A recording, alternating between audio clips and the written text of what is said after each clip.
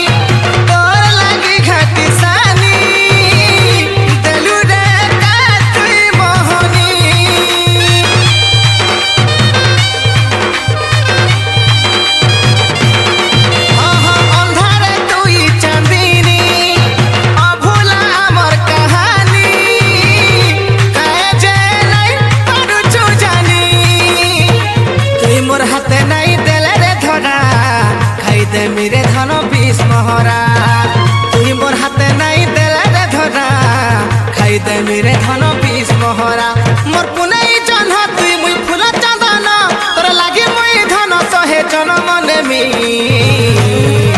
तोर पछे पछे धाई हो तोर पछे पछे धाई हेली न दीवाना दीवाना मते लागी छे तोर मोहनी तोर पछे पछे धाई हेली न दीवाना दीवाना मते लागी छे प्रेम मोहनी तोर पछे पछे धाई हेली न दीवाना दीवाना लागी छे तोर मोहनी तोर पछे पछे धाई हेली न दीवाना दीवाना मते लागी छे तोर मोहनी।